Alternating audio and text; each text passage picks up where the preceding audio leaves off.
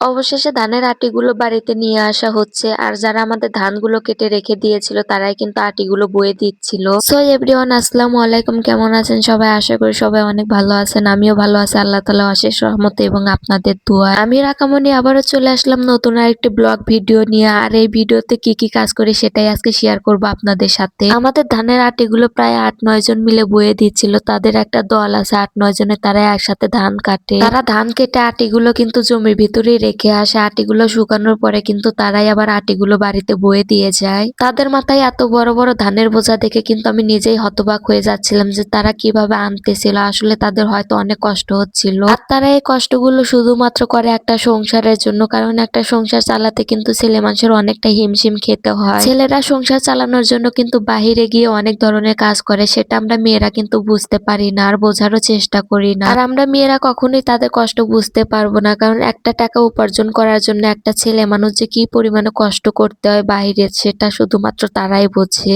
যাই হোক, অনেক কথাই বলে ফেললাম। ধানের আটিগুলো বাড়িতে নিয়ে আসা হচ্ছিল আর অন্যদিকে বাবুর আব্বু কিন্তু আটিগুলো গুছিয়ে রাখছিল। ধানের আটিগুলো গুছিয়ে রাখার হলো দুইটা কারণ। একটা হলো এলোমেলো থাকলে কিন্তু ভূতের উপরে দেওয়া যায় না আটিগুলো, আর একটা হলো আমাদের বাইবুইটা যেহেতু ছোট সেজন্য ধানের আটিগুলো কিন্তু দুই পাশে কান্দি দেওয়া হচ্ছিল আর ভুট্টাকে কিন্তু মাঝখানে বসানো হবে, সেটা আপনারা একটু পরেই দেখতে পারবেন। আর বাবুর আব্বু কিন্তু ধানের আটিগুলো একাই কান্দি দিয়েছিল সবগুলো, যাতে দিতে তার সময় লেগেছিল অনেকটা। আর যে পরিমাণে রোদ উঠেছে এই রোদের মধ্যে কাজ করা কিন্তু অসম্ভব। তো আটিগুলো কান্দি দেওয়ার পরে কিন্তু সবকিছু রেডি করে রেখেছিলাম। এরপর বিকাল হলে কিন্তু ভূত এসেছিল আর আমাদের ধানগুলো কিন্তু বেড়ে দিয়ে তারপর চলে গিয়েছিল। আর ধানের আটিগুলো কিন্তু মলানোর জন্য ৪ জন কিন্তু অবশ্যই থাকা দরকার, কারণ ৪ জন না হলে কিন্তু হয় না। ২ জন হয়তো ভূতের উপরে আটি তুলে দেয় আর ২ জন কিন্তু ধান বয়ে নিয়ে বারান্দা ধুয়ে দেওয়া হয়। ভূতের উপর আটিগুলো তুলে দেওয়ার জন্য কিন্তু বাবু আর বাবুর দাদু ছিল, আর আমি কিন্তু আমার দাদি শাশুড়িকে ডেকে এনেছিলাম যে ডিশটা পুরো করে দাও, আমি ধান রেখে আসতেছি বারান্দায়। আগে ডিশ পুরো করে দেওয়ার জন্য কিন্তু আমার খালা বেঁচে ছিল, কিন্তু এখন আর তো সে বেঁচে নেই। আর এখন আমার দাদি শাশুড়িকে ডেকে আনতে হয় ডিশ পুরো করে দেওয়ার জন্য। আর আমার এই দাদি শাশুড়ি কিন্তু অনেকটাই ভালো, যখনই আমার দরকার হয় তখনই কিন্তু চলে আসে আমার কাজ করে দেওয়ার জন্য। আমাদের ধান মলানো কিন্তু শেষ, এখন ভুট্টা কিন্তু চলে যাচ্ছিল। আর এখনই কিন্তু মেন কাজ, যেটা হলো খড় পাল্লা দিতে হবে, আর যেটা খুবই কষ্টকর হলেও কিছু করার নেই, কারণ যেটা নিয়ম সেটা আমাদেরকে করতেই হবে। সেটা কষ্টকর হলেও কিন্তু করতে হবে আমাদেরকে। পাল্লাটা কিন্তু বাবুর আব্বু আর আমার শ্বশুর মিলে কিন্তু দেয়। আমার শ্বশুরকে পাল্লার উপরে উঠিয়ে দেওয়া হয় আর বাবুর আব্বু কিন্তু নিচে থেকে উঠিয়ে দেয় খড়গুলো। ভুট্টা চলে যাওয়ার পরে যে কাজটা আমাকে সর্বপ্রথম করতে হবে সেটা হলো বাইবুইটাকে পরিষ্কার করে নিতে হবে আমাকে।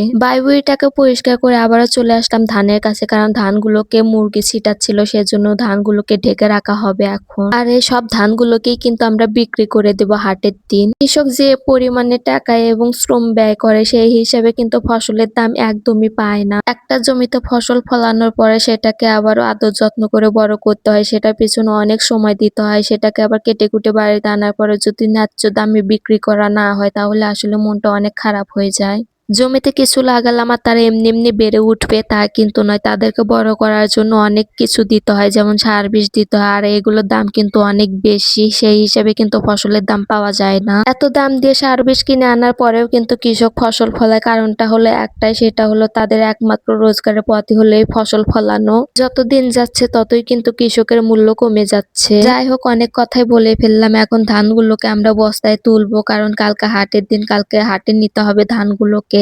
এখানে আমি বস্তা ধরে রেখেছিলাম আর বাবুর আব্বু কিন্তু ধান দিয়ে বস্তাগুলোকে পুরো করতেছিল। কিছু ধান বস্তায় তোলার পরে কিন্তু আজান দিয়ে ফেলেছিল, যেহেতু আজকে শুক্রবার জুম্বায় যেতে হবে সেজন্য বাবু আর বাবুর আব্বু চলে গিয়েছিল নামাজ পড়তে। নামাজ শেষ করে এসে কিন্তু আবার এই ধানগুলো তোলা হবে। তারা চলে যাওয়ার পরে কিন্তু আমিও বাড়ির ভিতরে চলে গিয়েছিলাম। বাড়ির ভিতরে কিছু কাজ ছিল আমার, সেগুলোকে সেরে আবারও চলে এসেছিলাম ধানের কাছে। আমি চলে আসার একটু পরেই কিন্তু বাবুর আব্বু চলে এসেছিল নামাজ শেষ করে। আর নামাজ শেষ করার পরে কিন্তু তারা একটু খাওয়া দাওয়া করে আবার বাইরে চলে এসেছিল ধানের বস্তাগুলোকে পুরো করার জন্য। আর আমাদের ধানের বস্তাগুলোকে পুরো করা কিন্তু একদম ডান। মোট ১২ বস্তা ধান হয়েছিল, এখনো কিন্তু এই ধানের কাজগুলো শেষ হয়নি। এগুলোকে আবারও মাপা হবে মিটারে, তারপরে কিন্তু বাজারে নিয়ে যাওয়া হবে। তো কাজ যেন শেষই হচ্ছিল না, একের পর এক লেগেই ছিল। তো সবাই ভালো থাকবেন, সুস্থ থাকবেন, নিজের খেয়াল রাখবেন। আল্লাহ হাফেজ।